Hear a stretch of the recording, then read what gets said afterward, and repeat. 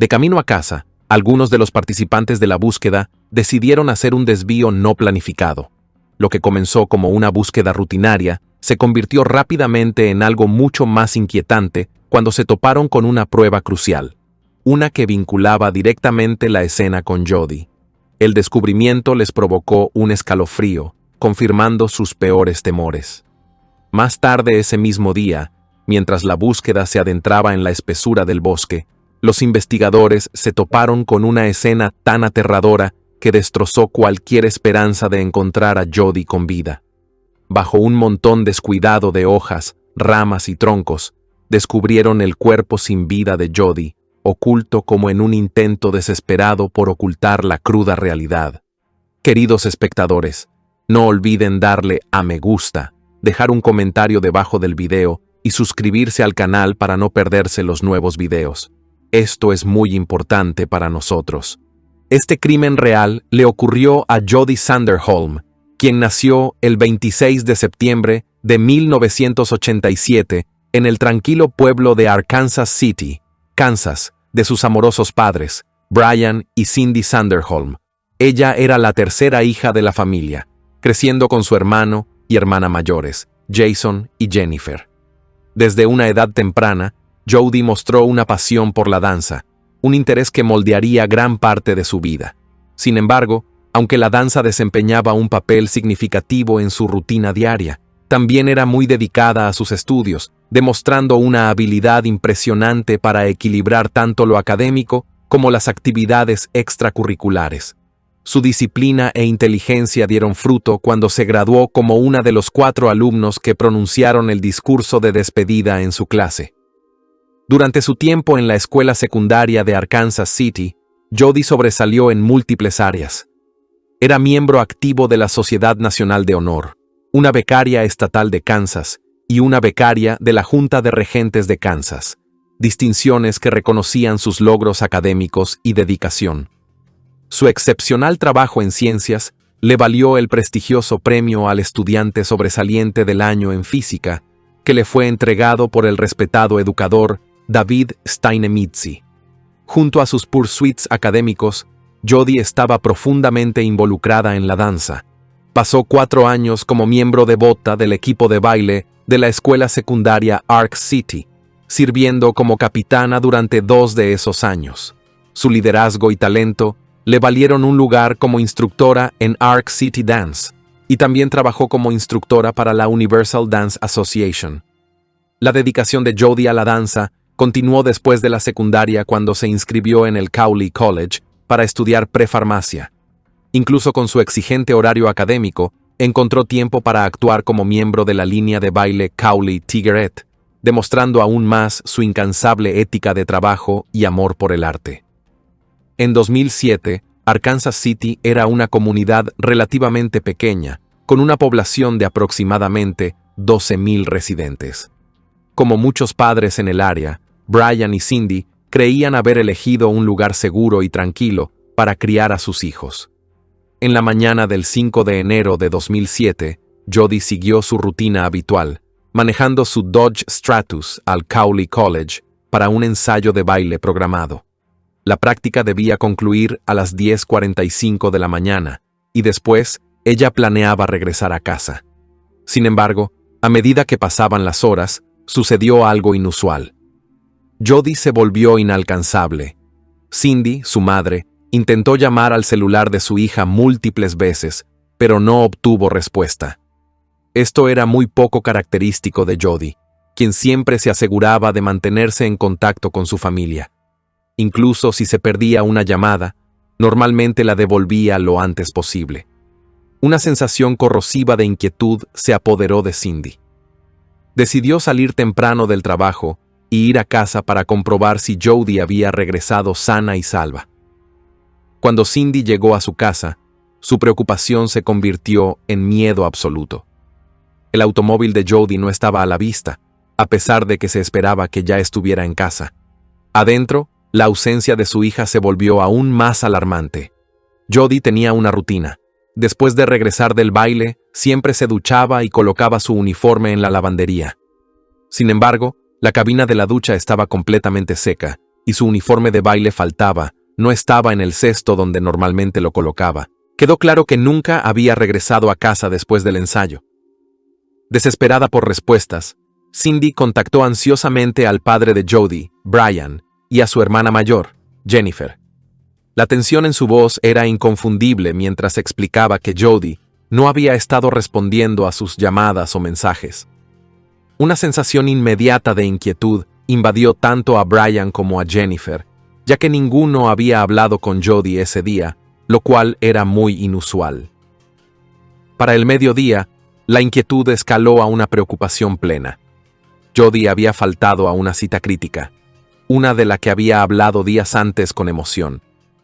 Faltar a ella no era propio de ella. Sus padres, Cindy y Brian, ahora profundamente alarmados, comenzaron a contactar a los amigos de Jody, esperando que alguien pudiera proporcionar una pista. Llamada tras llamada, los llevó al mismo callejón sin salida. Nadie había visto o sabido de Jody desde esa mañana. El último avistamiento confirmado la situó saliendo del campus universitario después de su ensayo matutino. Ese único detalle solo profundizó el miedo creciente. ¿La habían tomado? ¿Había pasado algo entre ese momento y la hora en que se esperaba que estuviera en casa? A medida que pasaban las horas sin señal de Jody, la desesperación se apoderó de sus seres queridos. Llegó la noche, trayendo consigo una sensación insoportable de presagio. Se suponía que Jody estaría en el juego de baloncesto del Cowley College esa noche. No solo era miembro dedicado del equipo de baile, sino que ella misma había coreografiado la rutina de esa noche. Saltarse la presentación era impensable.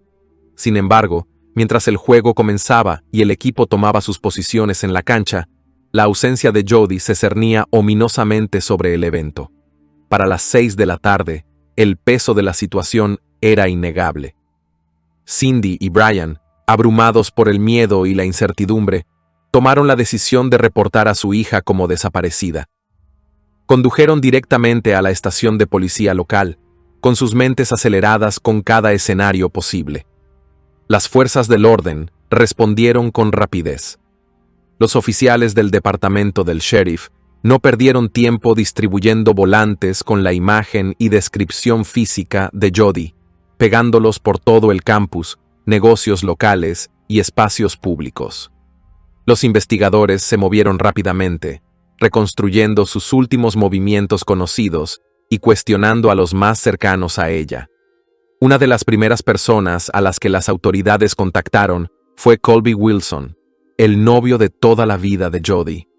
Habían estado juntos desde la escuela secundaria y él seguía siendo una figura central en su vida. Si alguien sabía algo, sería él. Cuando la policía contactó a Colby, él sonó genuinamente afligido. Explicó que había estado en Texas durante varios días visitando a su hermano. Los investigadores verificaron su coartada sin demora, confirmando que Colby no había estado cerca de Arkansas City en el momento de la desaparición de Jody. Fue descartado prontamente como sospechoso. Sin embargo, el día siguiente, 6 de enero, presentó un avance significativo en el caso. Lori Leglighter, la mejor amiga de Jody y compañera bailarina, se presentó con información perturbadora. Lori y Jody habían sido inseparables desde la escuela secundaria, su amistad cementada por su amor mutuo por la danza. Ambas habían elegido asistir al Cowley College, fortaleciendo aún más su vínculo. Pero ahora, con Jody desaparecida, Lori recordó un evento inquietante de solo días antes, algo que había parecido insignificante en ese momento, pero que ahora le erizaba la piel. En la noche del 2 de enero, Lori había terminado su turno en el restaurante Sirloin Stockade en Arkansas City, alrededor de las 10 de la noche. Cuando salió al aire frío de la noche, notó algo peculiar. Un coche azul claro dando vueltas por el estacionamiento. Una vez, 2 veces, 3 veces. Las pasadas repetidas le parecieron extrañas, pero lo había descartado, suponiendo que era un conductor que simplemente había perdido su camino. Sin embargo, a la luz de la desaparición de Jody, ese mismo recuerdo ahora se sentía amenazante. De camino a casa esa noche, Lori no podía quitarse la inquietante sensación de que la seguían. Echó un vistazo por el espejo retrovisor y notó que el mismo coche azul claro la seguía a una distancia constante. Al principio, se dijo a sí misma que era una coincidencia, pero mientras hacía varios giros, se dio cuenta de que el coche reflejaba sus movimientos con precisión. «Pensé que algo extraño estaba pasando», admitió Lori más tarde a los detectives. «Era demasiado deliberado. No era solo alguien yendo en la misma dirección. Me estaban siguiendo». Para probar su creciente sospecha, Lori alteró intencionadamente su ruta, dando giros bruscos hacia calles poco familiares. Su pulso se aceleró cuando el coche permaneció detrás de ella, inquebrantable en su persecución. El pánico se apoderó de ella. Quienquiera que estuviera en ese coche no solo iba en la misma dirección, la estaba cazando. Pensando rápidamente, Lori tomó una decisión instantánea. Viró hacia la estación de policía local, rezando para que la presencia de las fuerzas del orden disuadiera a su perseguidor. Cuando entró en el estacionamiento y estacionó cerca de la comisaría, contuvo la respiración, con los ojos fijos en su espejo retrovisor. Durante unos momentos angustiosos, no pasó nada. Entonces, la alivió una oleada de alivio cuando el coche azul pareció desaparecer en la noche. Soltó un suspiro tembloroso, diciéndose a sí misma que estaba exagerando. Tranquilizada, Lori arrancó el coche de nuevo y condujo a casa con cuidado. Pero justo cuando empezaba a relajarse, su corazón casi se detuvo. El vehículo azul claro había regresado. Apareció en su espejo retrovisor como un fantasma de una pesadilla. La comprensión la golpeó como un rayo. Quienquiera que la hubiera estado siguiendo no se había rendido. El miedo se apoderó de ella. En lugar de dirigirse directamente a casa, Lori giró bruscamente, volviendo sobre su ruta de regreso a la comisaría. Estacionó, con el corazón palpitando, debatiendo si debía entrar. Finalmente, descartó la idea, convenciéndose a sí misma de que podría haber sido una broma malinterpretada de alguien que conocía. Pero en el fondo, sospechaba que había algo más que eso. El viernes 5 de enero, la línea de baile Tigeret estaba realizando un ensayo en el Cowley College. Lori y Jody, como de costumbre, llegaron casi al mismo tiempo y estacionaron muy cerca la una de la otra. Cuando Lori salió de su coche, su estómago se retorció de inquietud. Allí estaba otra vez.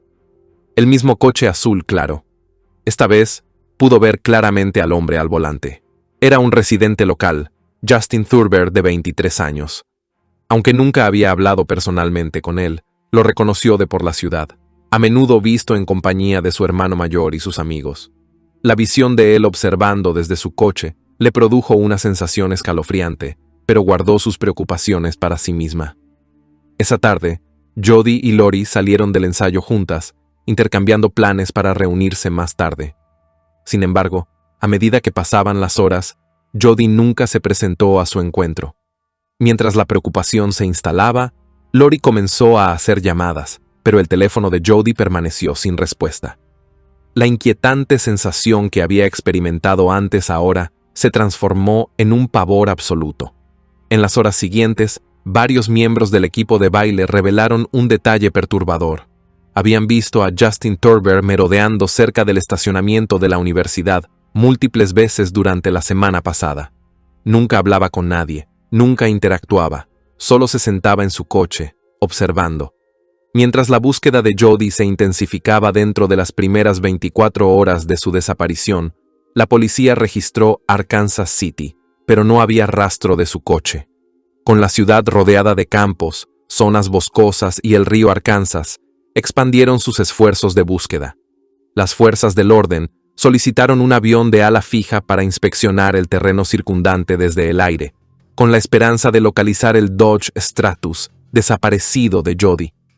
Sin embargo, en lugar de enfrentar consecuencias serias, Thurber pudo pagar una fianza de $3,000 y salir libre a tiempo para celebrar la Nochevieja sin un cuidado en el mundo. Al día siguiente, el 1 de enero, escaló su comportamiento imprudente al hacerse pasar por un oficial de policía y alterar el orden público. Cuando oficiales de la ley reales llegaron para detenerlo, fingió un dolor en el pecho y fue llevado al hospital en lugar de ser ingresado en la cárcel. Curiosamente, A pesar de ser dado de alta del hospital, no se tomaron medidas inmediatas para volver a arrestarlo. La razón de esta aparente indulgencia sigue sin estar clara. Algunos especularon que un familiar suyo que trabajaba dentro del departamento de policía del condado de Cowley pudo haber jugado un papel para mantenerlo fuera de problemas, aunque esto sigue siendo una especulación no probada. Luego llegó el 6 de enero. Un oficial de policía en patrulla rutinaria vio el vehículo de Justin Turber, un Cadillac azul claro, estacionado fuera de la casa de sus padres. Aprovechando la oportunidad, el oficial decidió hablar con él. El padre de Turber abrió la puerta e invitó al oficial a pasar.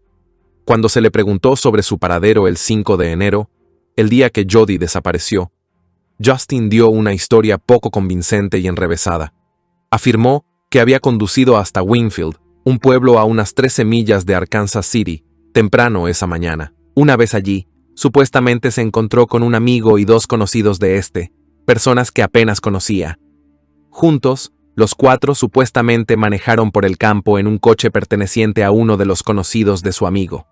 Según Turber, su conducción sin rumbo tomó un giro para peor cuando el vehículo se atascó en un camino de tierra cerca de Cedar Vale, una ubicación remota a aproximadamente 30 millas de Arkansas City. Sin otras opciones, Turber afirmó que partió a pie hacia Arkansas City. Después de caminar con dificultad durante 6 horas, exhausto y mojado, finalmente llamó a su padre, quien lo recogió cerca del lago de pesca Cali State. Su padre corroboró esta historia, diciendo a la policía que efectivamente había recogido a Justin a unas pocas millas del lago, cubierto de barro y empapado. Sin embargo, había inconsistencias flagrantes en su relato. Cuando se le preguntó qué había pasado con su propio coche, que supuestamente había dejado en Winfield, Justin declaró que sus amigos se lo habían devuelto. Esta explicación generó más preguntas de las que respondió, pero en ese momento aún no había pruebas concretas que lo vincularan con la desaparición de Jody, y el oficial no tuvo más remedio que irse. Más tarde esa tarde, los investigadores dirigieron su atención hacia Alexis Schwartzel, la exnovia de Justin Turber. Ella había terminado recientemente una relación tumultuosa de 3 años con él, y lo que le contó a la policía solo intensificó sus crecientes sospechas. Alexis reveló que durante su relación, Justin la llevaba frecuentemente al área de vida silvestre Cow, al sureste de Arkansas City. Ella incluso identificó ubicaciones específicas que los dos habían visitado, lugares inquietantes y apartados que siempre le habían parecido perturbadores. Cuando los detectives le informaron que estaban investigando la desaparición de Jody Sanderholm, el rostro de Alexis se puso pálido, sus manos temblaban mientras absorbía la gravedad de la situación. Luego compartió una revelación profundamente perturbadora. Justin había estado obsesionado con Jody durante años. Según Alexis, Turber había admitido haber estado observando a Jody. La espiaba mientras ella nadaba en la piscina de su patio trasero. Su presencia era una sombra invisible al acecho en la periferia de su espacio seguro. En algunas ocasiones, reveló Alexis, él se había parado fuera de la ventana del dormitorio de Jody, esperando a que se cambiara de ropa. Esta escalofriante confesión pintaba a Turber como un acosador obsesivo que había estado fijado en Jody durante casi una década, su comportamiento depredador escalando año tras año. Mientras más hablaba Alexis, más oscura se volvía la imagen de Justin Turber. Ella describió cómo su comportamiento se había vuelto cada vez más errático y abusivo con el tiempo. Exhibía tendencias sádicas, a menudo sintiendo placer al estrangularla hasta el punto de la inconsciencia durante la intimidad. No solo disfrutaba del control, se deleitaba con el miedo que inducía. Además, tenía solicitudes perturbadoras. Quería que ella luchara contra él, afirmando que la violencia era la única forma en que podía excitarse.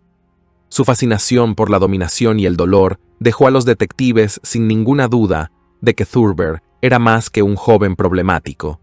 Era un individuo peligroso, con una larga historia de violencia escalonada y comportamiento desviado. Cada detalle que proporcionaba Alexis añadía urgencia para encontrar a Jody antes de que fuera demasiado tarde. Para última hora de la tarde del 6 de enero, Los investigadores habían reunido suficientes pruebas circunstanciales para tomar medidas. Aunque carecían de pruebas definitivas que vincularan a Thurber con la desaparición de Jody, sus instintos gritaban que él estaba involucrado. El detective Eric Mata tomó la iniciativa, arrestando a Thurber por cargos de revocación de fianza y sospecha de allanamiento criminal. Este último cargo surgió de nuevas pruebas descubiertas durante la investigación. Thurber había estado en el campus del Cowley College, un lugar donde el detective Mata creía firmemente que no tenía ninguna razón legítima para estar.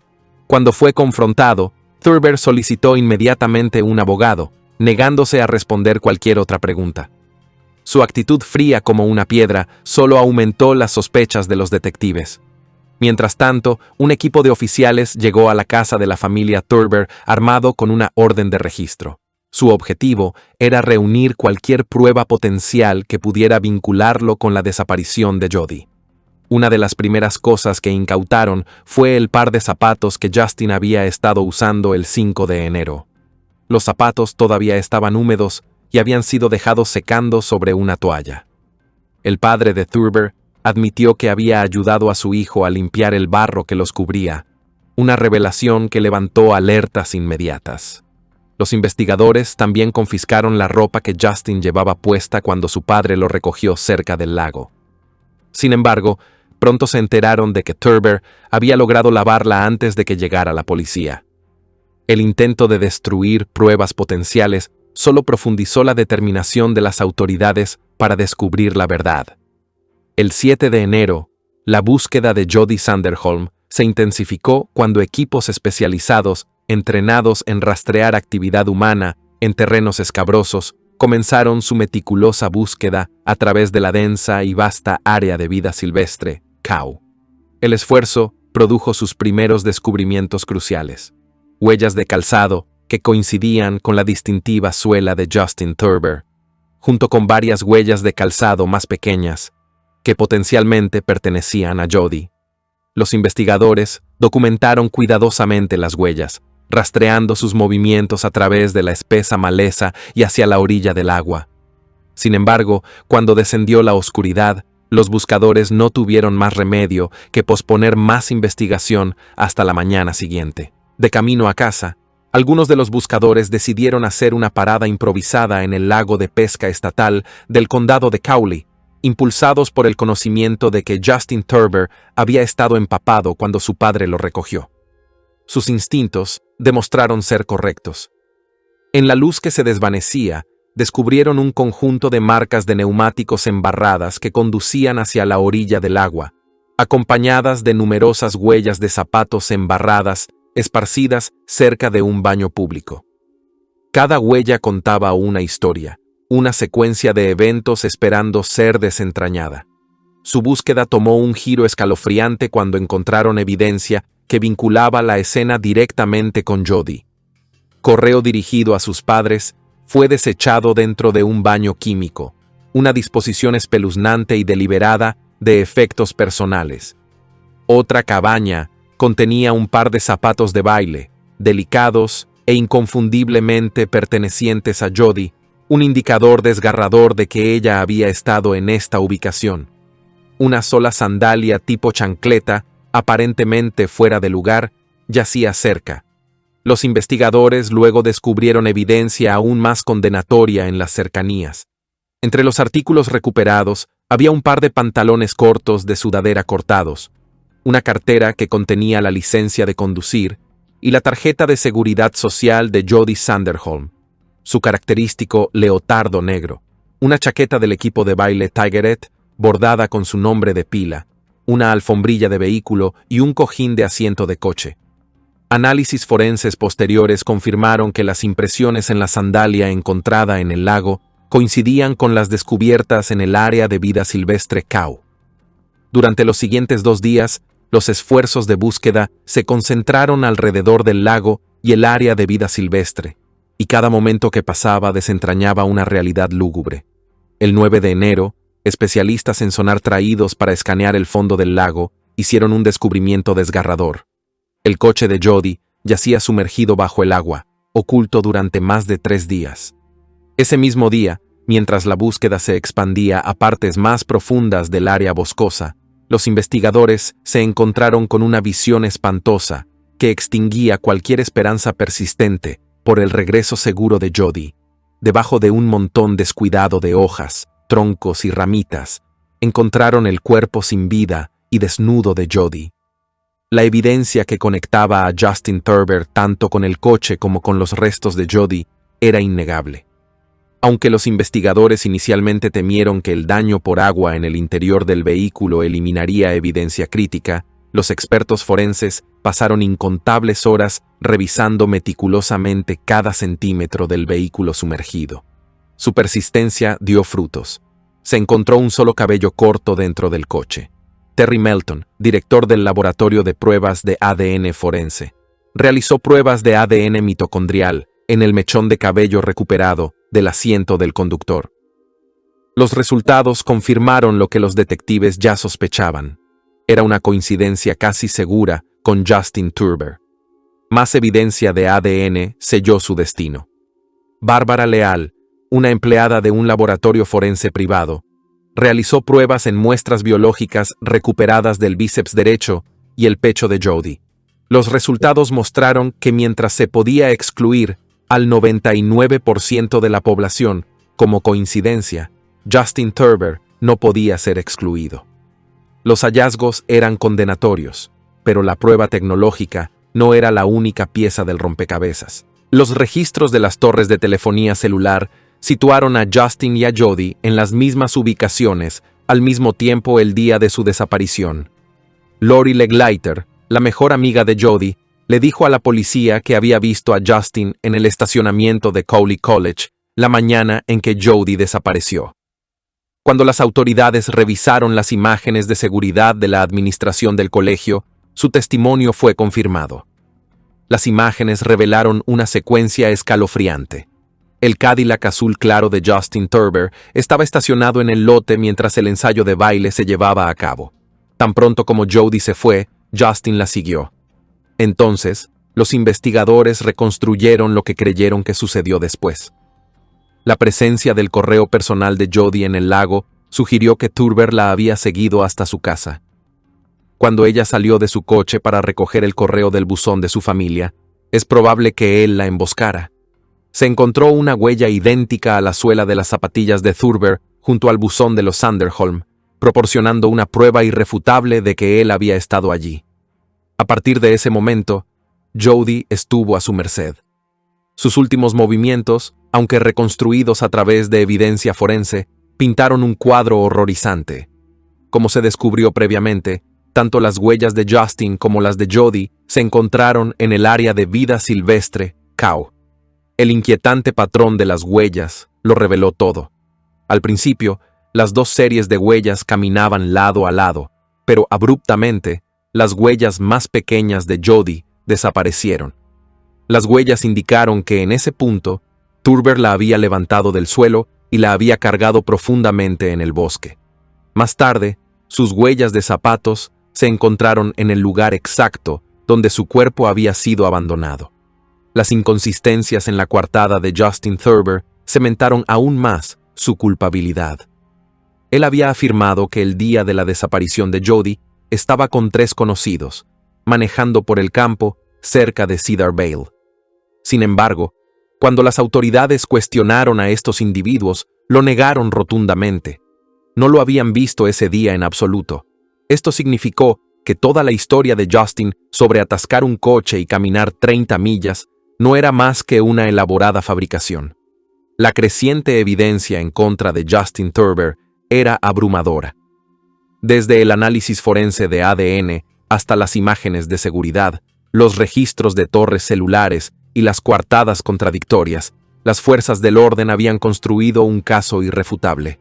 Lo que había comenzado como una búsqueda desesperada de una mujer desaparecida se había transformado en una prueba innegable de un depredador al acecho a plena vista.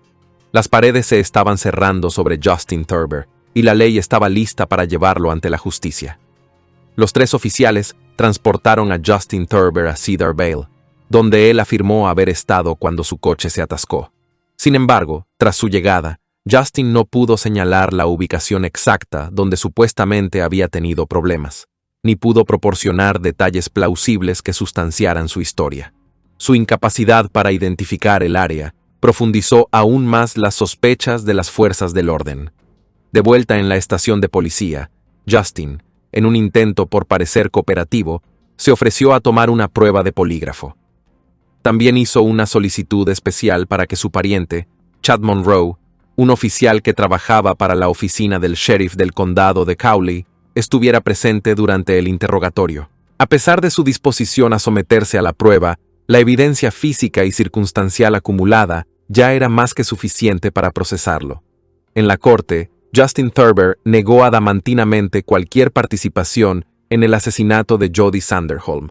Sin embargo, sus continuas afirmaciones de inocencia hicieron poco para influir en el proceso judicial. El juez, reconociendo la severidad del crimen, fijó su fianza en la asombrosa cantidad de $1 millón.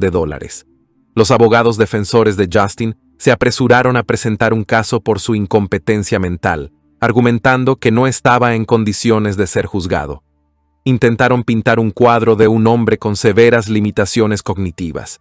Sin embargo, estas afirmaciones fueron rápidamente desmanteladas cuando se presentó evidencia que mostraba que Justin se había graduado exitosamente de la escuela secundaria e incluso había asistido a la universidad por un periodo de tiempo.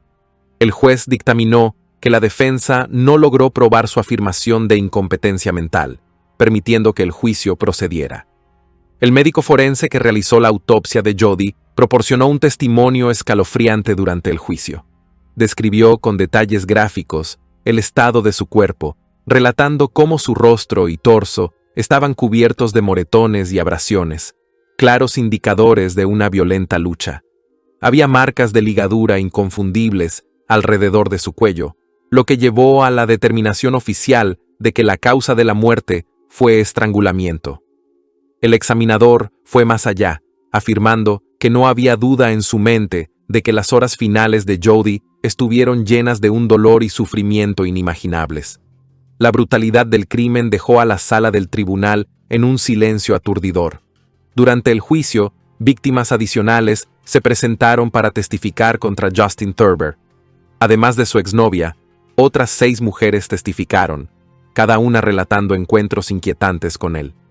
Una mujer, una excompañera de trabajo, reveló que Thurber la había acosado implacablemente. En una ocasión, ella estaba tan aterrorizada que llamó a la policía y solicitó que un oficial la escoltara a su coche después del trabajo.